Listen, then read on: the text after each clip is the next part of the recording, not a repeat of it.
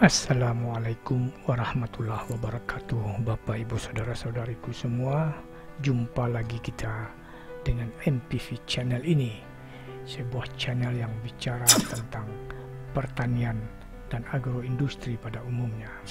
Sebelum kita lanjutkan, silahkan di subscribe, silahkan di like, di share, di komen. Mudah-mudahan channel ini bisa selalu memberikan kemaslahatan bagi kita semua, terutama bagi dunia pertanian kita. Terima kasih, mari kita lanjutkan. Topik yang akan kita bicarakan pada kesempatan kali ini adalah tentang integrated corporate farming, yang kemudian kita coba hubungkan dengan integrated corporate farming di tanah ulayat Minangkabau. Nah, gagasan ini sebuah gagasan. Gagasan ini sebenarnya sudah saya sampaikan dari tahun 2013 melalui blog saya di marosorganoverti.blogspot.com dan di PT Palestina blogspot.com dari tahun 2013. Mari kita mulai dengan membicarakan corporate farming. Apa itu corporate farming? Corporate farming adalah suatu bentuk kerjasama ekonomi dari sekelompok petani dengan orientasi agribisnis. Jadi ini orientasinya adalah bisnis dunia pertanian. Bagaimana caranya? Yaitu dengan melalui konsolidasi pengelolaan lahan dengan tetap menjamin kepemilikan lahan pada masing-masing petani. Jadi lahan petani tidak hilang, ya. Sehingga efisiensi usaha, standarisasi mutu, efektivitas, serta efisiensi manajemen pemanfaatan sumber daya dapat dicapai. Jadi ini adalah sebuah bisnis, agribisnis. Jadi pada intinya corporate farming itu adalah pengelolaan sektor pertanian dengan menerapkan sistem manajemen secara profesional. Nah, setiap sektor pertanian yang kita kelola, kita bisa bergerak ke hilir atau ke hulu. Misalnya kita mengelola padi sawah, ini kita kelola secara profesional, ya. Ke hilir kita bisa punya heler. Heler ini di samping untuk memproses gabah kita juga bisa terima gabah dari petani sekitar.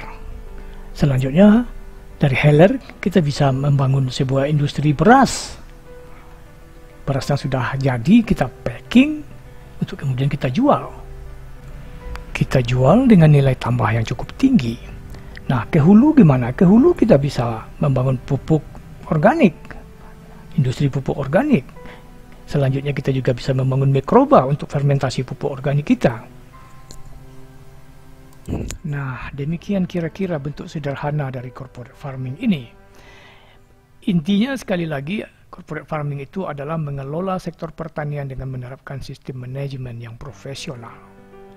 Karena itu, masing-masingnya harus berupa sebuah departemen yang dipimpin oleh seorang manajer departemen atau kepala divisi, terserah namanya, tapi dikelola secara profesional.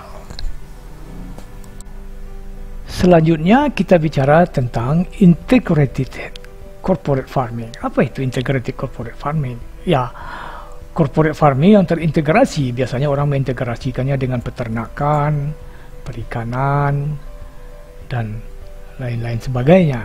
Nah, ini adalah gambar kita ini gambaran sederhana dari integrated farming alias pertanian terpadu yang dikelola oleh para petani kita. Petani kita juga sudah melakukan integrated farming, tapi belum corporate, masih secara konvensional, ya.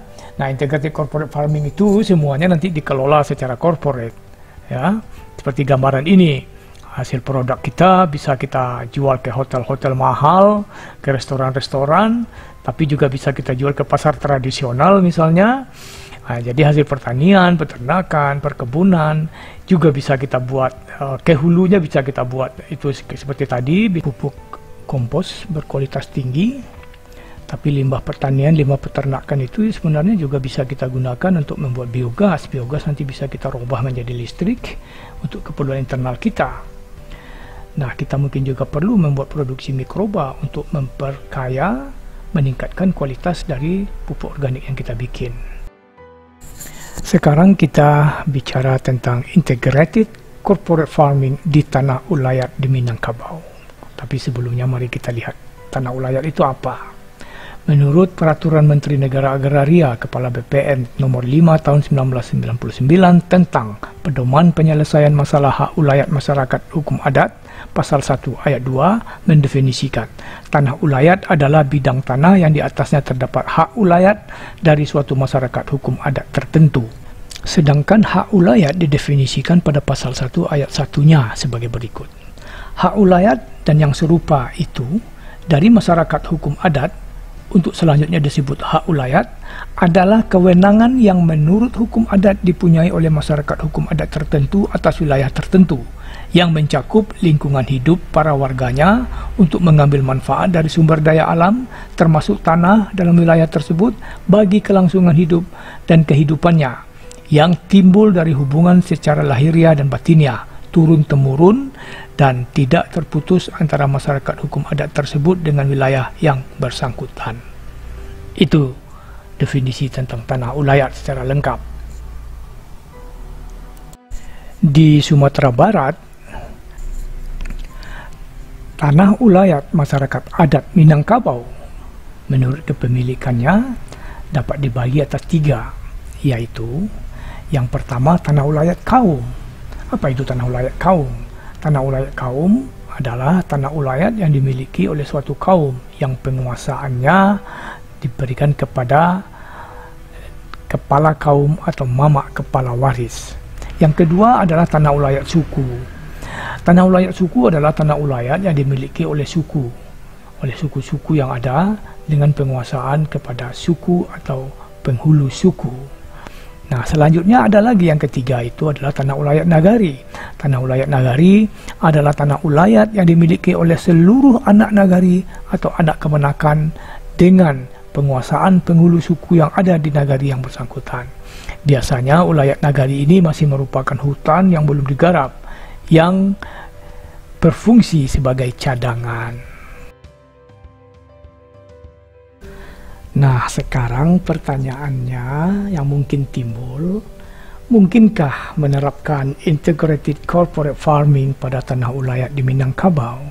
Kalau saya optimis, itu mungkin saja, bahkan sangat mungkin. Tapi semuanya tergantung kepada kemauan kaum. Kita bicara tentang tanah ulayat kaum dulu ya, tergantung kepada kemauan kaum pemilik tanah ulayat tersebut. Nah, bagaimana caranya? Untuk itu lakukan beberapa hal. Pertama, musyawarahkan dengan kaum untuk mendapat kesepakatan bahwa tanah ulayat kaum sebagian atau seluruhnya akan dikelola dengan sistem manajemen modern. Langkah kedua, tuangkan kesepakatan tersebut dalam bentuk hitam di atas putih, tertulis agar mempunyai kekuatan hukum formal berupa akta kesepakatan kaum di depan notaris. Langkah ketiga, dalam kesepakatan ini juga harus disepakati apakah akan dikelola sendiri atau diserahkan kepada pihak lain secara profesional. Nah, yang keempat, bentuk sebuah perusahaan. Saya menganjurkannya berbadan hukum perusahaan terbatas, PT. Dengan pemegang sahamnya adalah anggota kaum, mungkin secara perwakilan dengan sistem perwakilan, dan para wakil ini duduk sebagai dewan komisaris dalam PT tersebut. Jadi saya optimis ini bisa dilakukan. Oke, sekarang mari kita lihat uraiannya sekali lagi. Ini tanah ulayat kaum. Di tanah ulayat kaum ini bisa kita bangun sawah, kita bikin ladang sayur-sayuran misalnya, berbagai macam jenis sayuran. Di atas tanah ulayat kaum ini juga bisa kita bikin perkebunan, kakao atau kopi, atau tanaman perkebun lainnya. Di atas tanah ulayat ini juga bisa kita bangun perikanan darat dengan berbagai jenis ikan misalnya. Kita juga bisa membangun peternakan unggas, sapi, domba, bebek, dan ini semuanya dikelola secara corporate. Inilah integrated corporate farming di tanah ulayat di Minangkabau. Nah, ini sudah merupakan sebuah integrated corporate farming. Tapi kita juga bisa mengembangkannya ke hulu dan ke hilir. Ke hilir kita bisa, seperti tadi kita bicara, kita bisa membuat pabrik kopi, pabrik coklat, pabrik beras, produksi sayuran, daging, telur, dan lain sebagainya yang kemudian kita jual ke hotel-hotel, ke pasar swalayan, pasar tradisional, ke restoran-restoran. Kita cari marketnya. Nah, ke hulunya kita bisa membuat pabrik pupuk organik yang kita pakai sendiri, kelebihannya bisa kita jual. Kita juga bisa membuat pabrik mikroba untuk memperkaya pupuk organik kita. Mikroba yang kita bikin juga bisa kita jual keluar. Dan kita juga bisa, kalau memungkinkan dan kalau kita mau, limbah peternakan juga bisa kita jadikan biogas. Nah, biogas bisa kita rubah menjadi listrik untuk digunakan internal kita, untuk menjalankan pabrik pupuk kita misalnya. Demikian Bapak Ibu Saudara-saudariku semua. Sekarang gimana? Ayo, mari kita mulai Pak Datuk. Nah, Bapak Ibu Saudara-saudariku semua, demikianlah sharing kita tentang integrated corporate farming. Mudah-mudahan ada manfaatnya, termasuk ada manfaatnya bagi kampung halaman saya, the land of Minangkabau. Terima kasih atas perhatiannya. Wassalam.